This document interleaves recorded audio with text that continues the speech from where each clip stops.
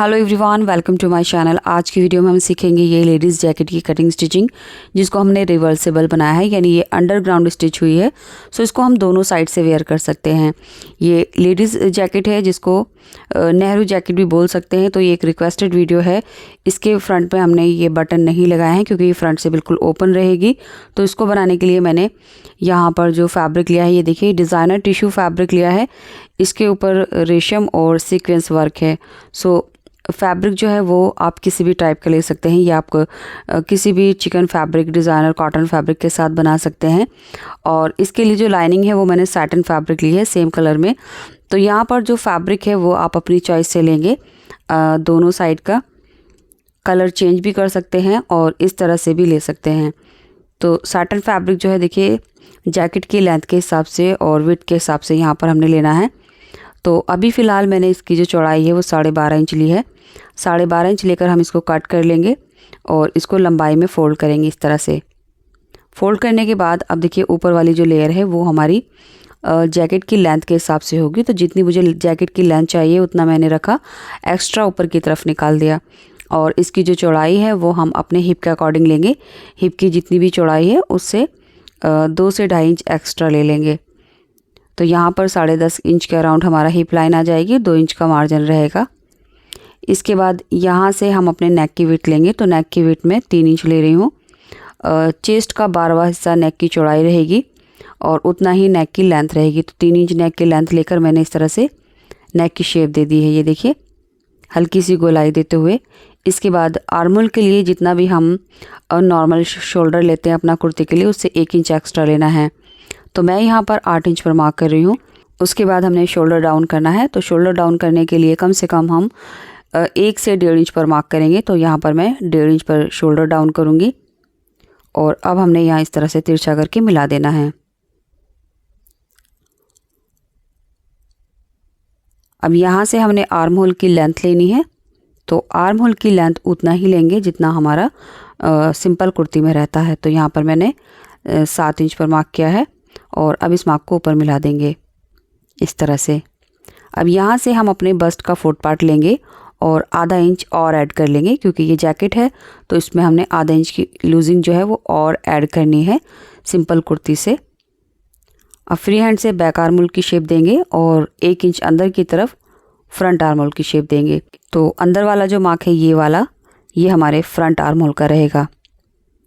इसके बाद देखिए बस्ट से वेस्ट की लेंथ लेंगे 7 इंच और सीधा मार्क कर देंगे। और हिप लाइन जो है वो मैं 11 इंच पर बनाऊंगी, यानी टोटल हमारी जो साइड है वो 11 इंच की रहेगी। अब वेस्ट लाइन जो है वो उसमें भी हम आधा इंच प्लस कर लेंगे। तो 9.5 इंच पर मैंने वेस्ट लाइन बनाई है और हिप लाइन जो है वो 10.5 इंच ली है। अब जितना हमारा हिप लाइन है उतना ही हम नीचे मार्क कर देंगे। तो नीचे भी मैं दामन के लिए 10.5 इंच पर मार्क करूँगी। अब ये सभी मार्किंग जो है वो हमारी इस तरह से एक दूसरे के साथ हम लाइन अप कर देंगे। तो ये वाली जो मार्किंग है ये हमारी फिटिंग वाली मार्क्स है। इसके बाद हमने मार्जिन का मार्किंग करनी है। तो नीचे जो हमारी स्लिट लाइन है यहाँ से मैं 1 इंच मार्क करूँगी। आप यहाँ पर आधा से 1.25 इंच भी ले सकते हैं। और ऊपर की तरफ हम लगभग 1.5 इंच का मार्जिन लेंगे ये वाला, और नीचे आधा से 1 इंच तक। अब इसकी यहाँ से हमने शोल्डर से फ्रंट वाले पार्ट की कटिंग करनी है। तो सिर्फ ऊपर वाली लेयर की मैंने देखिए कटिंग की है। अब बैक वाला जो हमारा लेंथ है वो 1 इंच ऊपर की तरफ बढ़ेगा। तो यहाँ से मैंने 1 इंच ऊपर की तरफ मार्क किया। सो बैक साइड हमारी 1 इंच ऊपर हो जाएगी इस तरह से। अब ये वाले मार्क भी हम सीधा करके मिला देंगे ऐसे करके। इसके बाद अब हमने बैक नेक की जो लेंथ है वो 1 इंच लेनी है। तो सिंपली हमने 1 इंच बढ़ाया है। तो बैक नेक की जो लेंथ है वो मैंने 1 इंच मार्क कर ली है इस तरह से। सो मार्किंग हमारी ऑलमोस्ट कंप्लीट हो गई है। अब इसकी कटिंग करेंगे। तो कटिंग करने के लिए पहले बैक नेक से शोल्डर डाउन करेंगे, उसके बाद फ्रंट नेक भी कट कर देंगे। इसके बाद नीचे दामन की साइड से भी हमने कट कर लेना है, ये देखिए यहाँ से। और ऊपर वाली जो लेयर है हमारी फ्रंट वाली, यहाँ भी हमने कट कर देना है सेंटर से। और अब हमने फ्रंट आर्म होल की एक्स्ट्रा कटिंग कर लेनी है ये वाली। तो ये हमारी लाइनिंग की कटिंग हो चुकी है। अब बिल्कुल इसी की तरह हमने मेन फैब्रिक भी कट करना है। तो मेन फैब्रिक को मैंने डबल फोल्ड करके रखा है और इसके ऊपर हमने लाइनिंग रखनी है और उसके ऊपर एज इट इज़ हमने कटिंग कर लेनी है। सो गाइस, वीडियो में कोई ऐसी बात जो आपको अच्छे से समझ नहीं आई हो या मैं आपको अच्छे से नहीं समझा पाई हूँ तो आप मुझे कमेंट करके पूछ सकते हैं, मैं डेफिनेटली रिप्लाई करूँगी। तो लीजिए, जो हमारा मेन फैब्रिक था वो भी कट हो चुका है इस तरह से। तो ये दोनों हमारे बैक वाले पार्ट हैं, लाइनिंग और मेन फैब्रिक। अब इसको हम साइड में रखेंगे। उसके बाद जो हमारे फ्रंट वाले पार्ट हैं उनको देखेंगे। तो देखिए, 2 पार्ट हमारे लाइनिंग के रहेंगे फ्रंट में और 2 हमारे मेन फैब्रिक के रहेंगे। अब मेन फैब्रिक की जो सीधी साइड है वो ऊपर की तरफ करके रखेंगे ऐसे करके, और इसके ऊपर हमने लाइनिंग रखनी है। लाइनिंग की रॉन्ग साइड ऊपर की तरफ है। अब हमने यहाँ पर इसके सिलाई करनी है। तो यहाँ से यहाँ तक और आर्म होल से यहाँ से हमने सिलाई करनी है। सेम ऐसे ही करके हमने इस तरफ सिलाई करनी है।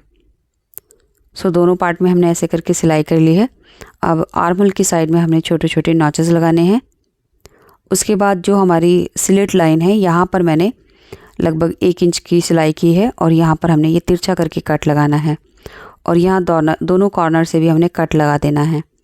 अब देखिए, जो फिटिंग वाली साइड है यहाँ से ओपन है, यहाँ से हमने इसको सीधी तरफ टर्न कर लेना है। तो इस तरह से ये जो जैकेट है ये अंडरग्राउंड स्टिच होगी। तो ये हमारा एक पार्ट है फ्रंट का।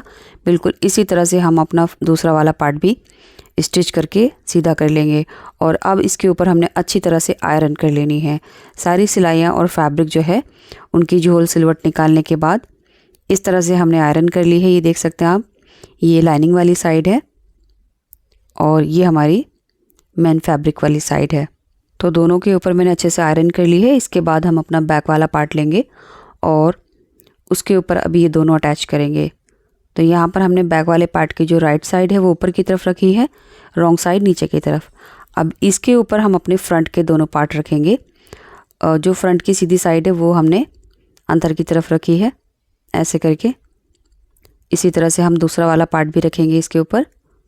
दोनों की सीधी साइड अंदर की तरफ है और उल्टी साइड बाहर की तरफ। आर्म होल की तरफ से देखिए आधा इंच रहेगा, स्लिट की तरफ से लगभग 1.25 इंच। अब इसके ऊपर हम अपनी लाइनिंग वाला फैब्रिक रखेंगे। लाइनिंग की सीधी साइड अंदर की तरफ रहेगी इस तरह से और रॉन्ग साइड ऊपर की तरफ। अब इसको स्टिच कैसे करना है वो देख लेते हैं। तो सबसे पहले हमने शोल्डर की साइड से स्टिच करना है, यहाँ से मिलाते हुए रखेंगे। उसके बाद हमने जो लाइनिंग वाला फैब्रिक है वो इसके ऊपर रखना है। अब देखिए, कंधी सिलते हुए हम चारों लेयर को एक साथ सिलेंगे, फ्रंट और बैक की, और यहाँ से आधा इंच का दबाव लेंगे। इसके बाद यहाँ इसके जस्ट नीचे आप देख सकते हैं जो हमारा फ्रंट वाला पार्ट है उसको छोड़ते हुए 1 पॉइंट यहाँ से नीचे उतरेंगे। जो हमारे बैक आर्म होल की गोलाई है यहाँ से हम आधा इंच का दबाव लेंगे सिलाई में इस तरह से। और उसके बाद जो हमारा बीच वाला फैब्रिक है यानी पार्ट है उसको नीचे की तरफ करेंगे और यहाँ से हमने सिलाई करनी है सिर्फ बैक वाले आर्म होल पर। दोनों लेयर में सिलाई होगी। अब यहाँ से जो हमारे फिटिंग का मार्क है ये चारों लेयर में एक साथ होगी यहाँ तक। सो जो ये स्लिट है यहाँ तक हमने चारों लेयर एक साथ सिलनी है। उसके बाद हमने यहाँ से 2 लेयर सिलनी है। उतना ही दबाव लेंगे जितना हमने फ्रंट के स्लिट्स में लिया था। अब नीचे से आधा इंच का दबाव लेंगे सिलते हुए दोनों लेयर में। उसके बाद इस साइड के जो स्लिट है ये भी हमने सिर्फ 2 लेयर स्टिच करनी है अंदर वाले इसके बराबर। और अब हिप लाइन पर आने के बाद हमने ये चारों लेयर पर उतनी ही फिटिंग लगानी है और ऐसे ही करके हमने ये साइड भी स्टिच कर देनी है। और सिलते हुए हम नीचे के साइड में यहाँ से कम 4 से 5 इंच इसको ओपन रखेंगे क्योंकि यहीं से हमने जैकेट को सीधी तरफ टर्न करना है। सो इस तरह से मैंने यहाँ पर सिलाई लगा दी है और यहाँ से थोड़ा सा ओपन रखा है। अब देखिए, यहीं से हम अंदर के दोनों जो पार्ट हैं फ्रंट की जैकेट के इनको बाहर की तरफ लाएंगे और इसको सीधा कर लेंगे।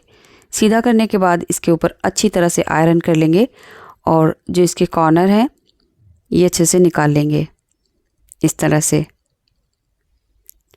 सो अच्छी तरह से हमने इसके ऊपर आयरन कर ली है, ये देख सकते हैं आप। तो ये पूरी जैकेट जो है वो अंडरग्राउंड स्टिच हुई है।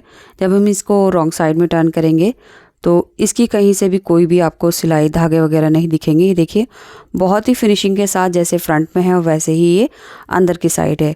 तो अंदर से मैंने साटन फैब्रिक लगाया है। सो ये दोनों साइड से वेयर की जा सकती है। ये देखिए, कहीं से भी आपको इसका धागा या कहीं भी आपको एजेस नहीं मिलेंगे। बस इतना पार्ट हमने ओपन रखा था बैक साइड में, नीचे की साइड में। सो इसको यहाँ से बंद करके सिलाई लगा दीजिए, तुरपाई कर दीजिए या फिर रिविल सिविल टेप लगाकर इसको बंद कर दीजिए। अब देखिए, इन केस बाद में आपको कभी जैकेट लूज़ करनी है या टाइट करनी है तो सिंपली जो हमने बैक साइड में पार्ट ओपन रखा था उसको हमने ओपन करना है और वहाँ से हमने फ्रंट के दोनों लेयर बाहर की तरफ निकाल कर सेम वैसे ही फिटिंग को कम या ज़्यादा कर देना है। बाद में हम इसको सिलाई लगाकर बंद कर देंगे।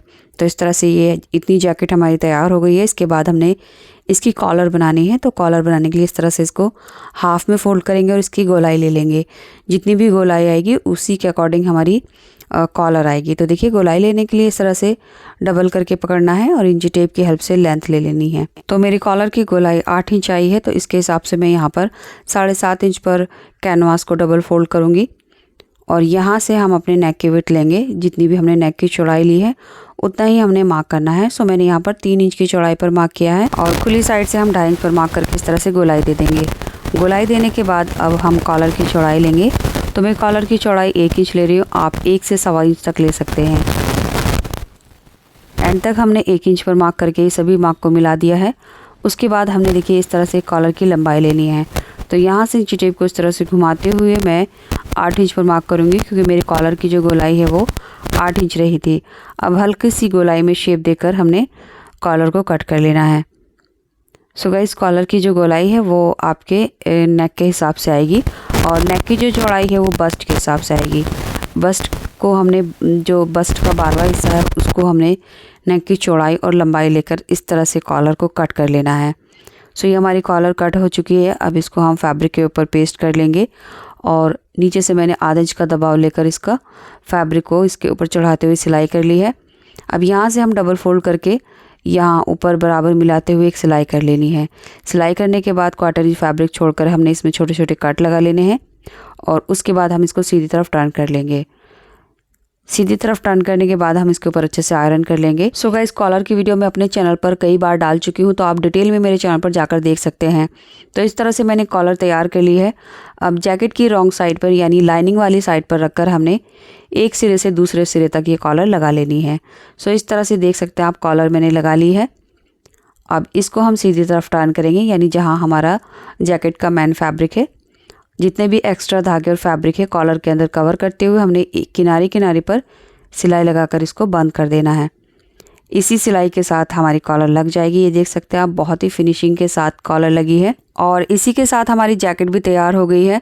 अब देखिए, फ्रंट साइड में मैंने कोई भी काज बटन नहीं किए हैं, क्योंकि ये एक रिक्वेस्टेड वीडियो थी। तो जिस तरह की पिक मुझे सेंड की गई थी उसके स्लिट्स भी ओपन थे और फ्रंट में काज बटन नहीं थे। फ्रंट से ये ओपन रहेगा, बंद नहीं करेंगे।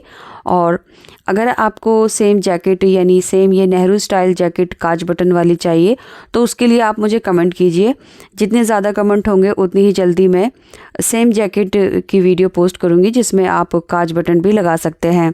तो ये रिवर्सेबल जैकेट आपको कैसी लगी कमेंट बॉक्स में ये भी ज़रूर बताएं और वीडियो पसंद आए तो लाइक करके शेयर कर ज़रूर कर दें। साथ ही साथ चैनल को भी सब्सक्राइब कर लें, क्योंकि मैं हमेशा इस तरह की यूज़फुल वीडियो पोस्ट करती रहती हूँ।